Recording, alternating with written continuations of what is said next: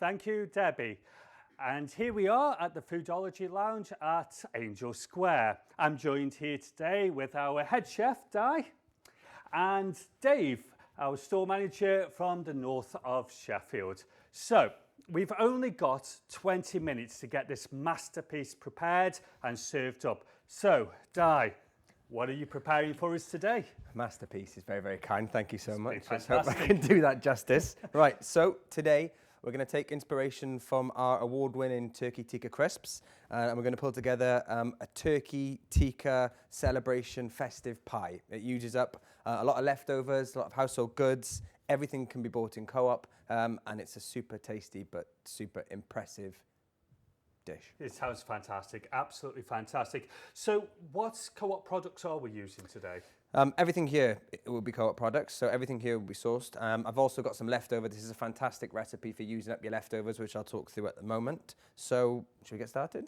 Yes, by all means. We've Right. only got 20 minutes, so let's get going. All right, let's get going. 20 minutes in mind. So what I've got here is a loaf tin that I've lined with pastry. I've made this pastry, but you can use shop-bought pastry absolutely fine. The one thing that I do want to talk about first off is this little bit of grease-proof here. This is a lifesaver. So there's a piece of grease-proof in the bottom of this tin, and then the pastry is put on top.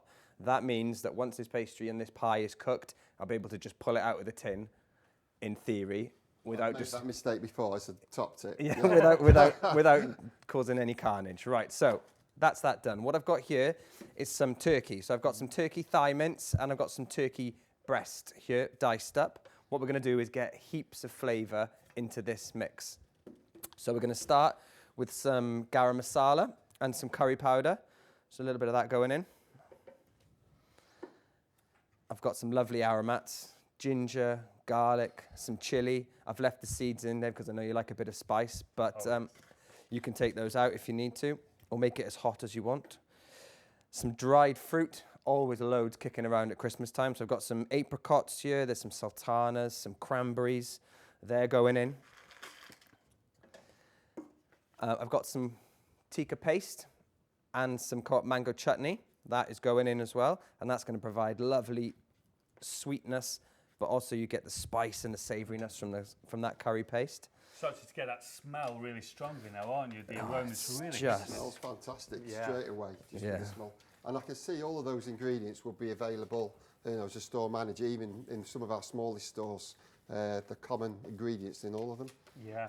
If you were going to do a vegetarian alternative or a vegan alternative, what would you change? What differently would you put in There's there? loads of different avenues you can go down. Really, I've been thinking about this for a while. Either you could do the traditional mushroom route if you wanted to do a blitzed up mushrooms with some larger ones, or you can just do veg. Bombay potatoes are absolutely fantastic. You could put veg, spinach, any root veg that you've got there. What I've got here, which I'm going to put in later on in the pie, is I've got some Brussels sprouts, some cooked carrots, and some cooked potatoes left over from a Sunday lunch. They're perfect to go in, but you can use any form of vegetables for this. You really can. Anything that's going to carry that flavour. And we know how important it is to obviously minimise food waste and to use those leftovers, particularly at Christmas. We all know how much is left over from Christmas dinner, from Christmas lunch. It's such a great cost saver. Yeah, anything. You can put anything you have in here, to be fair. It's a recipe that you can personalise to your needs. I'm just going to put some coriander in here just to finish that off. Fresh coriander is going to go into that mix. But yeah, you can make this exactly what you want. If you don't like something or you prefer one ingredient to the other, just omit that and replace it. That's looking great. Do we have any questions online from our audience? There's a question here from Yvonne. What wine would you pair with this pie? Always important talking about the wine. That's a question after my own heart, that is, straight away. I would have a cold beverage with this, a cold beer for me, but you could pair anything that's going to hold up to those flavours. We do an amazing Gavi, in the new Irresistible Gavi. It's just launched and it's an absolutely beautiful wine. So I would pair that, but a cold beer, definitely, for sure. I'd be thinking an IPA would be, fantastic with those spicy flavours. Something fruity and floral to go with that, yeah, absolutely. Right, so we're just going to layer this in the pie now. So I've got this mix here. We're just going to put this straight in the bottom here. And we're going to press it down. Now this is a pie that's served at room temperature once it's cooked. And that's really loaded in. That's really going to fill it all up, isn't it? Yeah, it's going to be packed inside, and it's going to be packed full of all this flavour. That's all we want to do, is just create as much flavour as physically possible.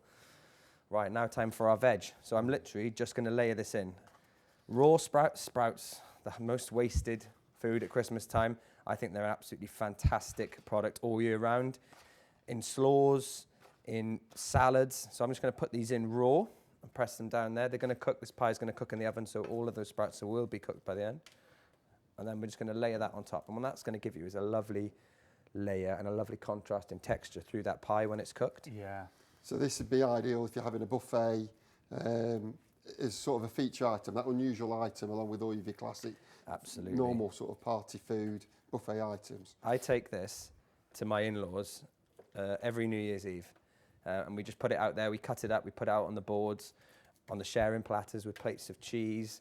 Everybody dives in, and I get invited back. So It's got to be a win then. It's got to be a win. I think we do have another question from our audience. Okay, so yeah, we've got a question here from Paul. What alternative herb would you work around for those who aren't fans of coriander? You've been tested tonight, I'll aren't be you? tested tonight, the coriander. I would just put parsley or any other soft herb, anything that's soft. Some tarragon would work in there, but parsley would be the one for me.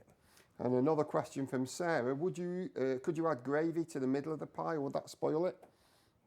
Oh, I love people are getting inventive. I love that. Yeah, absolutely add gravy. Yeah, you can put, it's your pie. You can add whatever you want into that middle layer. A gravy layer. Yeah. There's always gravy left over as There well. is always, I mean, yeah, that's true, probably yeah. Christmas lunch Yeah. especially. Absolutely. Stuff it'd be a good layer in there. Yeah, but you can put stuffing. I put stuffing in the bottom. So what that would do is that would then absorb all the flavour that's cooked into this pie. So if you have a stuffing layer, yeah, absolutely, we can put that in there. Cool. Right, I've got a lid rolled out here. I think we're going to get creative now. Yes, I am. You know what's coming. I'm going to ask you guys to do the decoration. The best part of a pie, really, is making it your own. And I know. So you're using egg there to stick that down. So if you were doing Absolutely. that, if you've got vegan or vegetarian people visiting you, what could you use instead? Flour and water, or just water. Right, yeah. It's anything that's just going to adhere this top layer to the actual crust itself. So you can see how full that is. Basically, when this cooks, obviously when meat cooks, it shrinks. So you want to get it full to the brim at this stage, so that when it cooks, it's still full in its case. We're just going to pop the lid on. And while I'm doing that, I'm going to ask you guys to do a bit of decorating. That's where it all goes wrong. I noticed the pastry's got like a yellowish colour to it. Yes, this one does. I've put some curry powder through this pastry just to make it as flavourful as possible. As I talked about earlier, it's about getting as much flavour into every single layer as we physically can. So as I said, I've made this. I put some curry powder in it. As you can see, it's a nice yellow colour. It gives a beautiful colour when it's cooked, because it'll go golden brown and very appealing. But you can just use shop bought. It's there is absolutely no harm in shop bought. It is Christmas after all. It needs to be as relaxed as possible. Right, now we're going to do some little plats to go on top. A nice little decoration here. I'm going to go 3 or 2. I feel like 3's a challenge. Right. I feel like 3's a There we real go. challenge. If I've got the 2. Yeah, I'll give you the 2. If I bring this over. Okay, no, There we thank go. you. There's the 3. You're going to make me I'll look have a bad go. now, aren't you? This is reminding me of plaiting my daughter's hair. So I No. think you go back to the middle each time, don't you? So. There we go. Right, so I've just popped the lid on. All I'm going to do is just trim off the excess. You can keep the excess and re-roll it to use for your decoration if you need to. But we're just going to cut it all around. I think pastry's easier than my daughter's curly hair, actually. I unfortunately don't have the hair for plats, so I'm a little bit out of experience. Okay, I'm just going to press the edges of this pie all the way around just to seal it in. Cool. You can crimp it, or you can crimp it with a fork if you want to, but I really like the rustic look of this. I'm not looking for perfection here. It doesn't need to be artistry. It wants to feel loved and homemade. But that is already looking fantastic. That is already looking absolutely spectacular. The one thing I'm definitely going to do, though, is poke a hole, because this is going to go, as I said, this goes in the oven. It's got a base, so there's nowhere for that steam to go. So we want to make sure that we've got an avenue for that to come out. And I'm just going to, I've got a little circle here to make those holes look a bit more. You said you serve this cold, so when would you cook the pie? We cook the pie straight to. We can cook it straight away, but you can cook it 2-3 days in advance. Have it in your fridge, so it's a really, really stress-free thing to do in between Christmas and New Year. Yeah. And then bring out the showstopper New Year's Eve. Could you even freeze it? You could absolutely freeze it. Yeah, I would freeze it at this stage.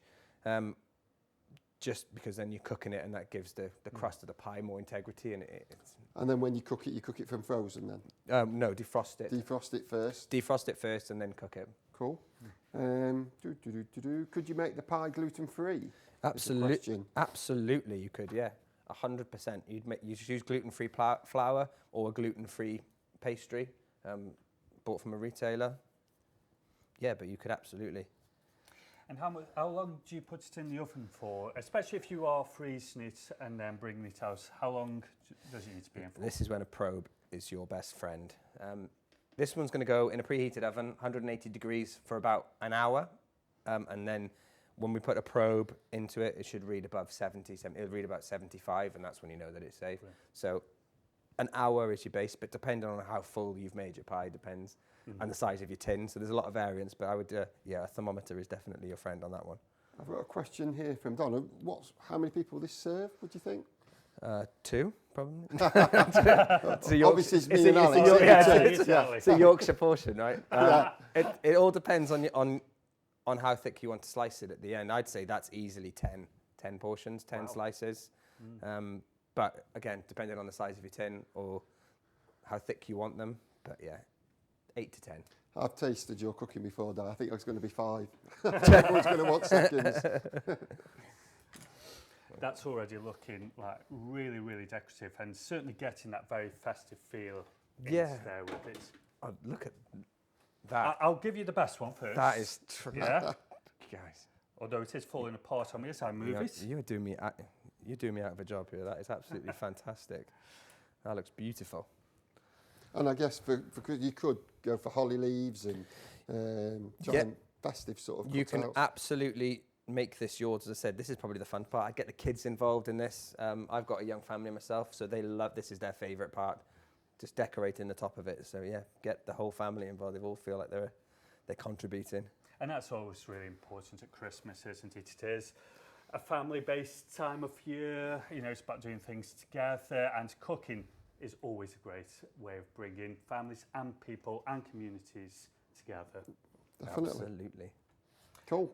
Right, and then I said this goes into a preheated oven, 180 degrees, for around about an hour and 15 minutes, or until internal temperature reaches above 75. Fantastic. There we go. So do we need to wait that long for ours to cook? No, you don't, no. In the interest of time, we have one here, ready prepared. Fantastic. No, so you can see the colour, it's gone lovely golden brown. It is.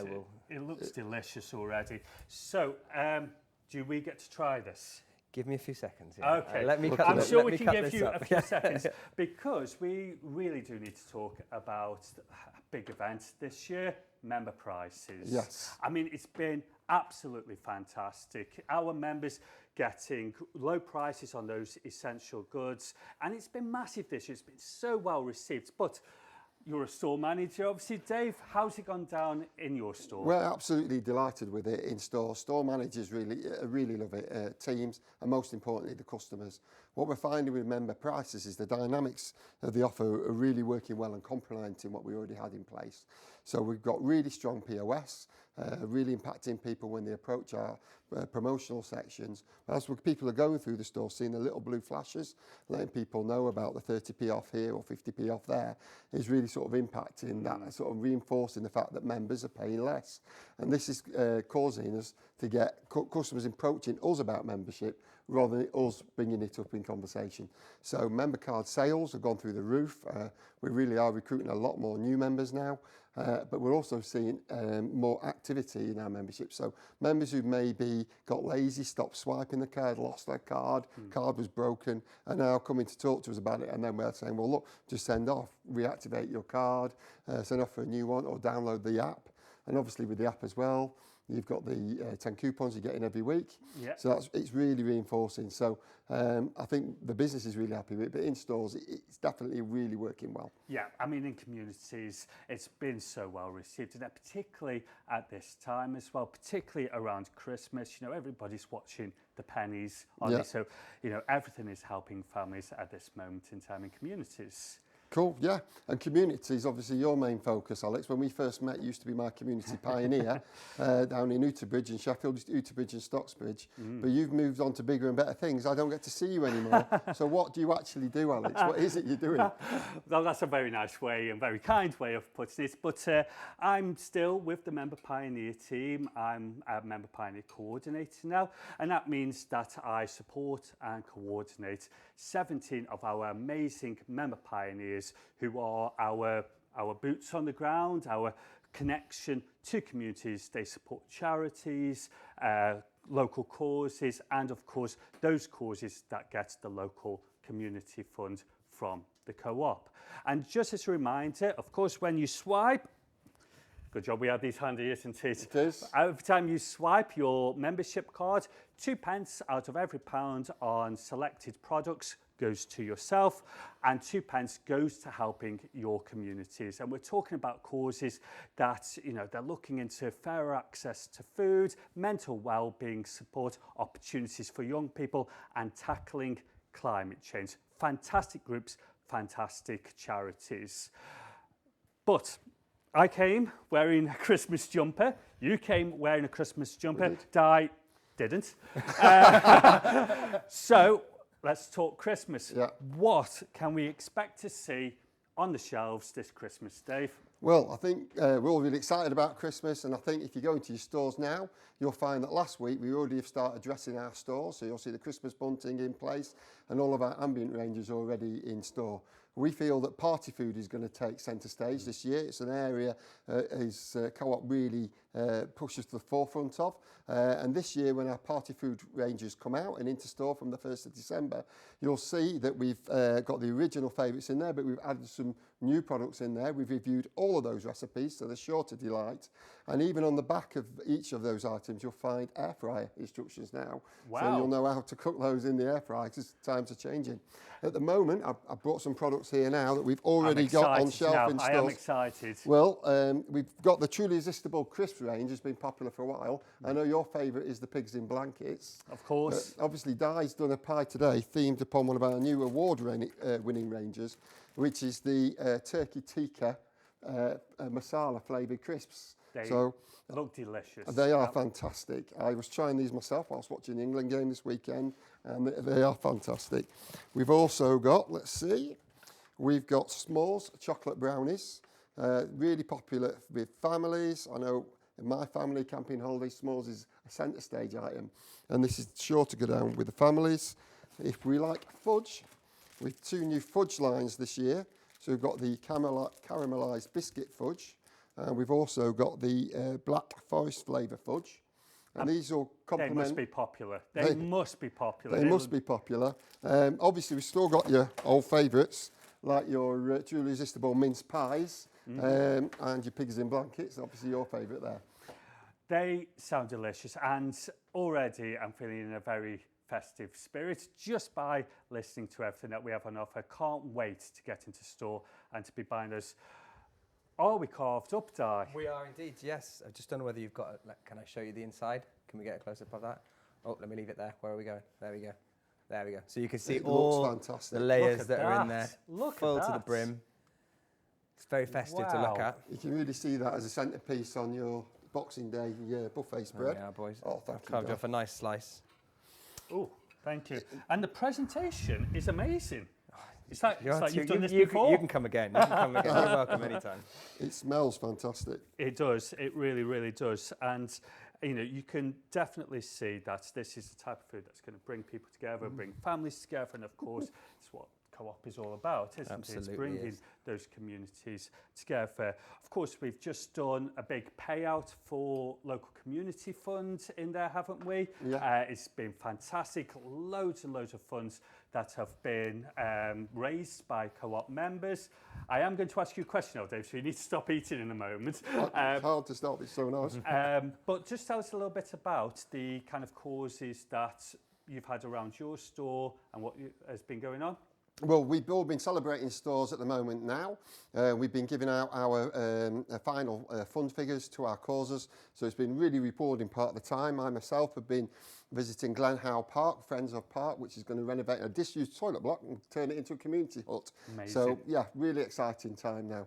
Fantastic, fantastic. And of course, all across the country, we have been having these celebrations going on as we've been paying out local causes. I've just taken a bite of this. It is delicious. It is hot and delicious in there. So thank you so much. You are welcome.